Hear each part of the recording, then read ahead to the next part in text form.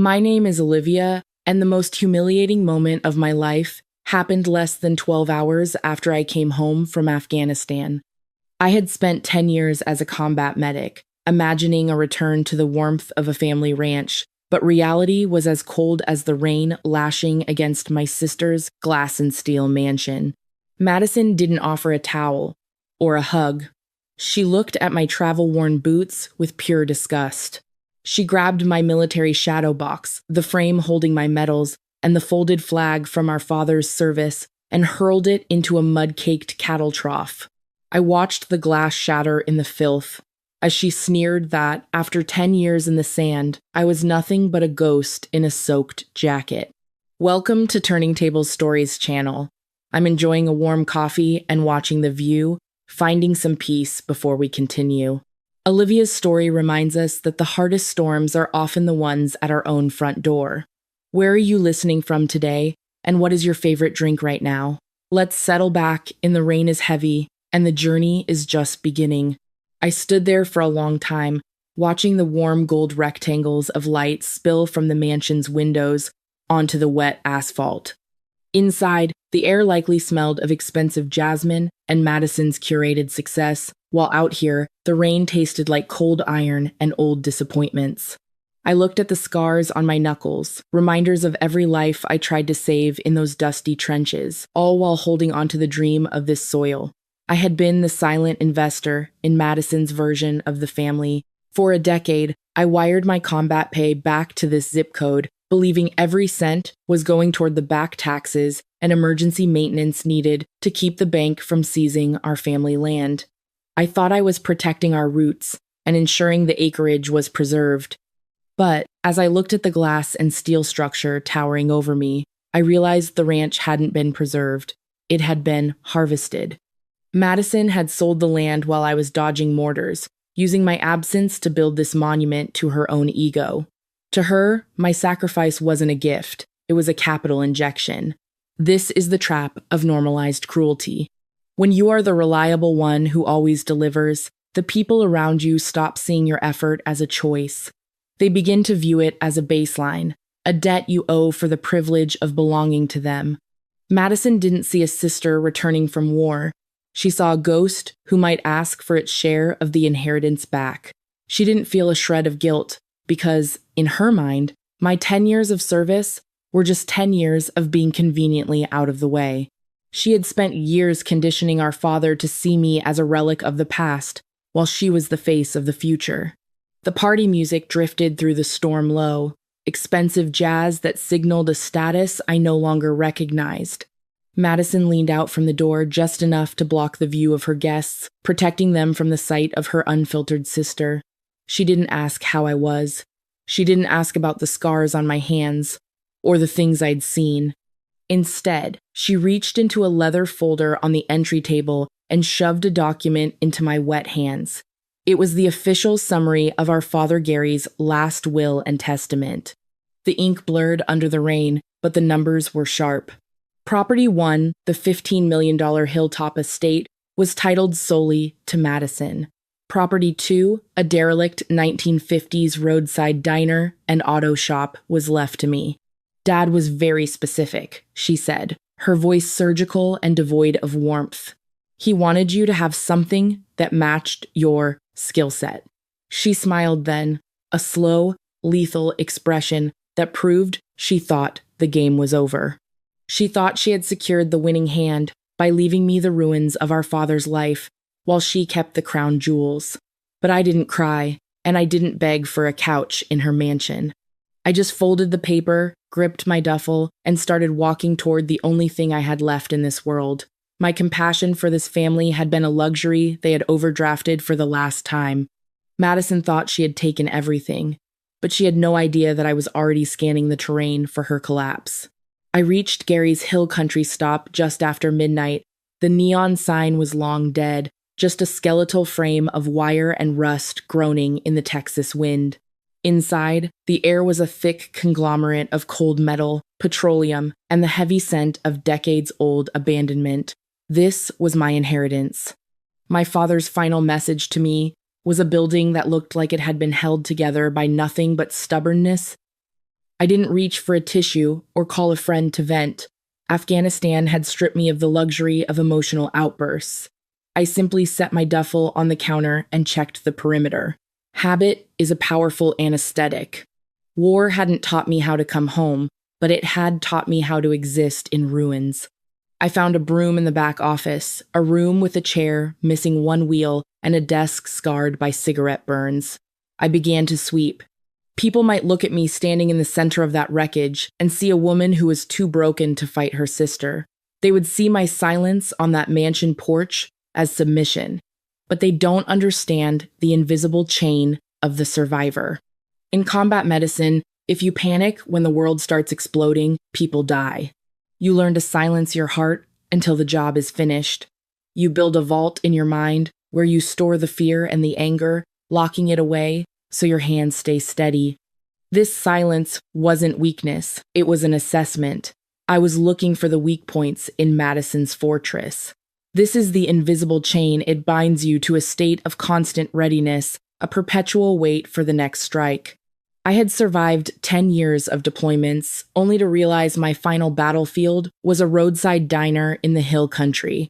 My endurance was a strategic asset, a capacity to absorb Madison's toxicity without letting it contaminate my logic.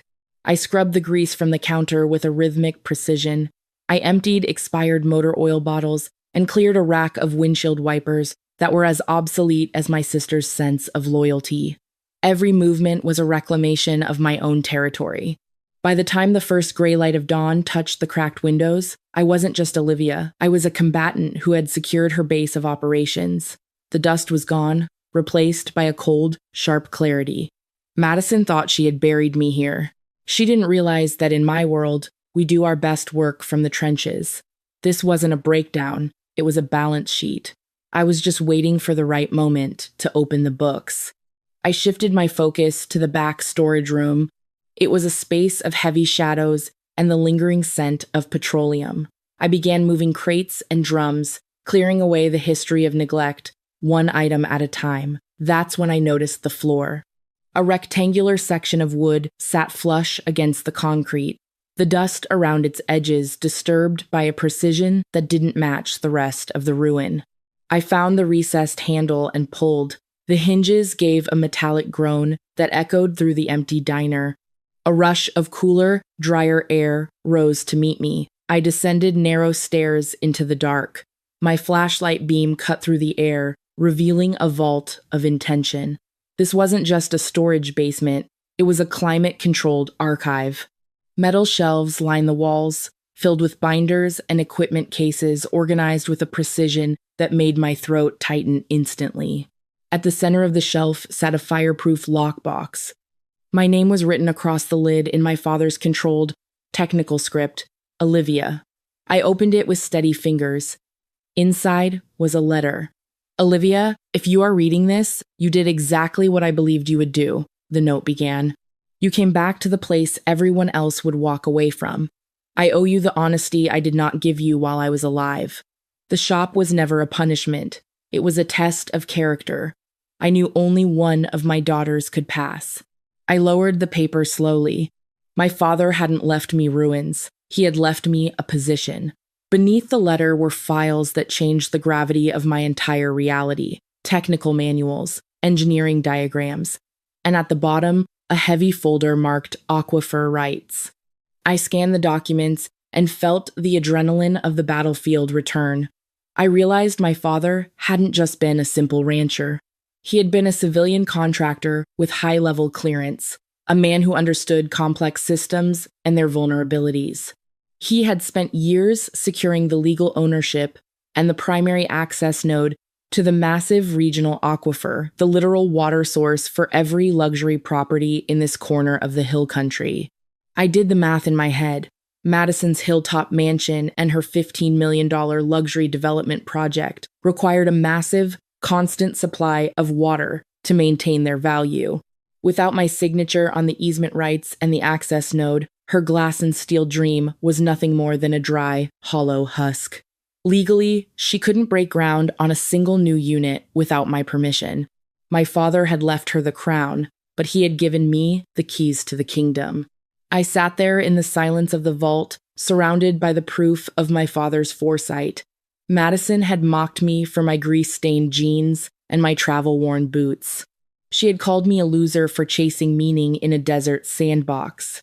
But while she was busy performing success for an audience of donors, I was learning the discipline required to hold the high ground.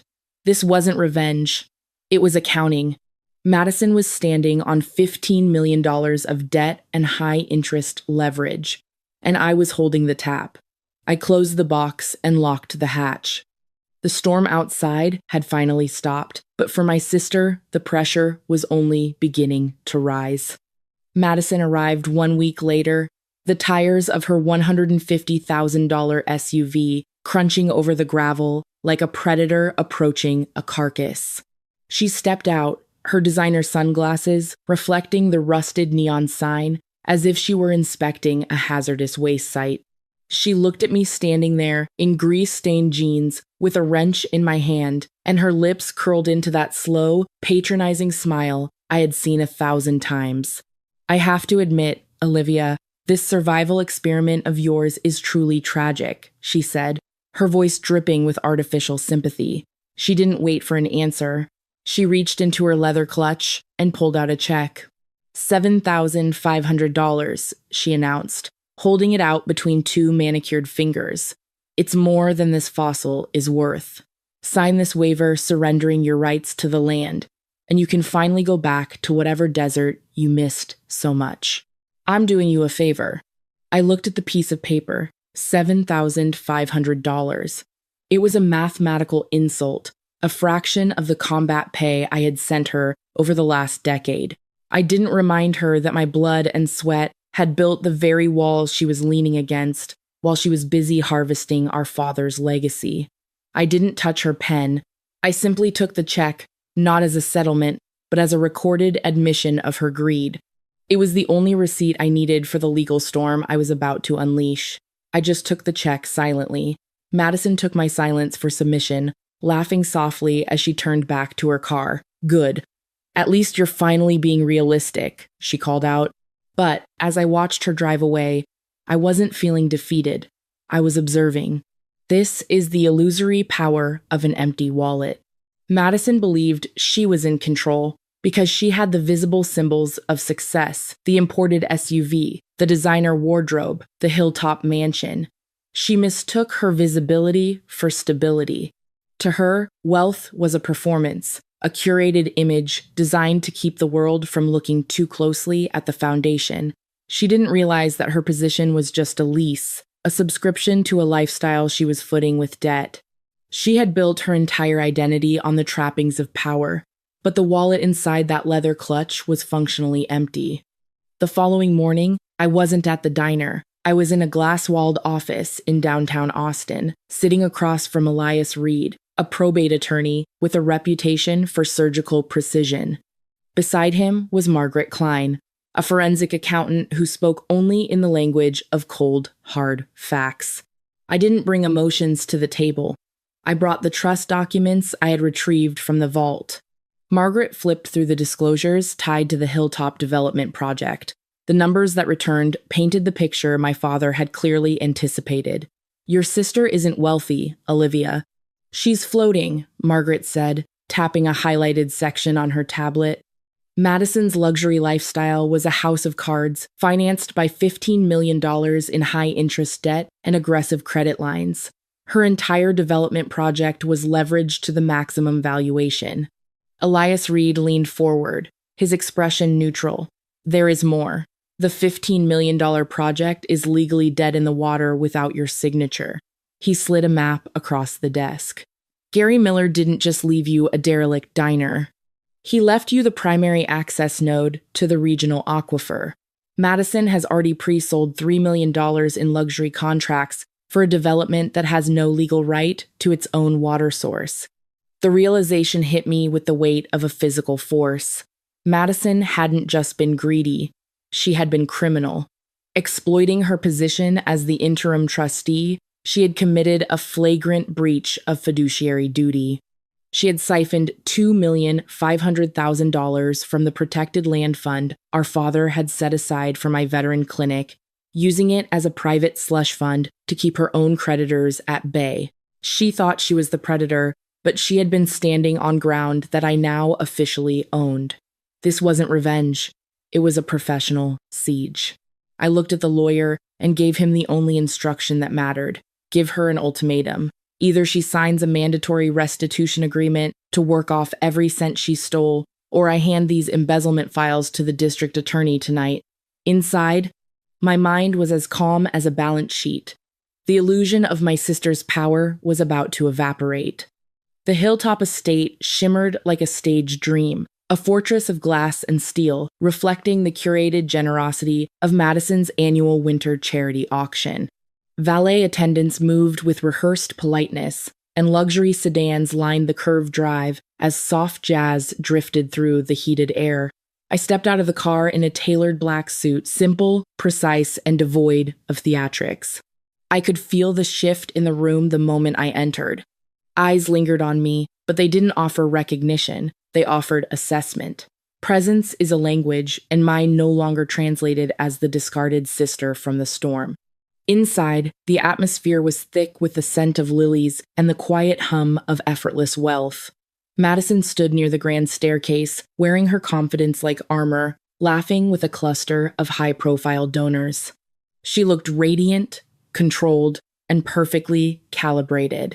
When she finally noticed me, her expression froze for a fraction of a second before her mask of professional grace slid back into place. She walked toward me, her heels silent against the marble floor. "Well, this is unexpected," she said softly, her smile tight and dangerous. "You clean up nicely, Olivia, but I didn't invite you." I met her gaze without a flicker of anger. "The Foundation invited me," I replied calmly. "I'm here to observe." The program began shortly after. Madison ascended the small platform with the poise of someone who believed she had already won the war. "Success," she began, her voice warm with practiced sincerity, "is never a solo journey. It is about building a legacy that sustains a community." I watched from the back of the room, silent and waiting. Revenge, when executed with professional discipline, is not an interruption. It is an inevitability. Elias Reed didn't cause a scene. He moved with the quiet authority of legal procedure, handing Madison a court-ordered injunction as she stood at the podium. Behind him, a representative from the bank stepped to the microphone, not to accuse, but to formally announce that all project assets were now subject to an immediate court-ordered freeze. 2 court officers entered behind him, carrying the documentation that would dismantle her reality. Elias addressed the crowd with detached precision. "There are pending probate proceedings involving withheld estate records and the unauthorized misappropriation of $2,500,000 from a designated land fund." The room shifted instantly. Interest sharpened. The social oxygen began to evaporate as the bank representative spoke next, announcing that the transfer or liquidation of all assets was now restricted, pending court determination. Madison's face drained of color as she stepped down from the platform, her voice trembling with fury. "This is insane. You're destroying my life," she hissed at me. I held her gaze, unflinching. "I'm exposing a structure that was already collapsing," I said. "You locked your sister out in a storm. You manipulated a dying man's final days. You took care of your image, Madison, but you neglected the truth." I stood there and thought about the world without my father's foresight. If Gary hadn't been the meticulous savior, if he hadn't spent years documenting every move Madison made, I would have remained a ghost on a wet porch. This world without his intervention would have seen Madison succeed in her theft, leaving me to be her permanent cash cow, an invisible burden providing for her luxury while she mocked my service. His vault of intention was the only thing that kept the narrative from being written by the person with the most expensive filters. The donors began to leave, their polite exits dissolving into urgent retreats. Reputation is contagious in the hill country, and nobody risks infection. Madison's knees buckled. as gravity finally claimed someone whose reality had shifted too violently to stand. She clutched the edge of a display table, sobbing openly now that she had no audience left to impress. I looked down at her, not with triumph, but with clarity. Power, I said calmly, was never in this house. It was in who you were without it. 3 months later, winter had settled over the Texas hill country, with a steady, colorless patience. Snow edged the county roads in uneven banks, and the bare trees stood like silent witnesses, stripped of opinion. Gary's hill country stop no longer looked like an abandoned relic. It looked alive. The restored neon sign cast a steady glow across the pavement, and the pumps were finally working again.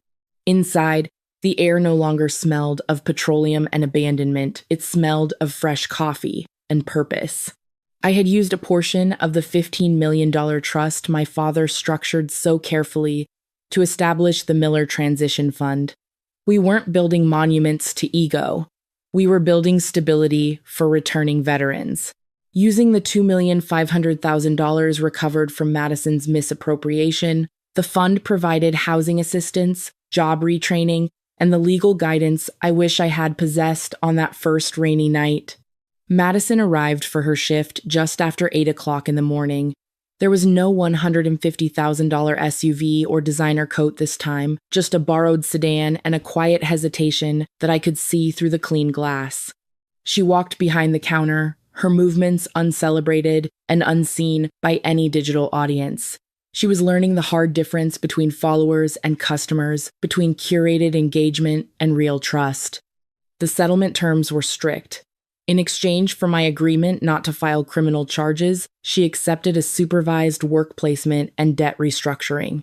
It wasn't about mercy. It was about the structure she had never been forced to build for herself. One evening, as we sat outside the station after closing, the sky stretched clear and deep above us, stars scattered with an indifference I found strangely comforting. Madison broke the silence first, her voice raw and unpolished. "I used to think winning meant being envied," she whispered, her eyes following a distant set of headlights. I didn't realize how empty that was. I didn't destroy her. The foundation she had built on cruelty and entitlement had simply crumbled once the truth was introduced to the balance sheet. I've come to realize that appearance is one of the most expensive addictions in this world. We spend so much energy polishing the filters and lighting the stage, hoping the world won't notice the rot in the structure underneath. But real power isn't in the mansion you inherit or the status you perform. It's in the quiet resilience you build when everyone turns their back on you. If you find yourself in a similar situation, remember that sometimes the best revenge isn't the destruction of others. It's becoming everything they said you couldn't be, and watching them realize what they lost while you were busy building something beautiful from the ashes. Forgiveness isn't always for the other person. Sometimes it's the only way to set yourself free from the expectations of a family that only valued you when you were useful. Setting a boundary with toxic people, even when they share your blood, is not an act of cruelty. It is a personal revolution. It is the quiet kind of revolution that happens when you stop asking for permission to exist fully and start granting it to yourself. My father left me a ruined diner, but in that ruin, he gave me a choice: become bitter or become deliberate. I chose to be the sower. If this story reminded you that your worth isn't determined by those who refuse to see your light, take a moment to reflect and share your own journey. If you'd like to hear more stories about resilience, truth, and the quiet forms of strength we rarely talk about, please subscribe to the channel today, because the most important battles always happen after the rain has stopped. You are not alone, and your story matters.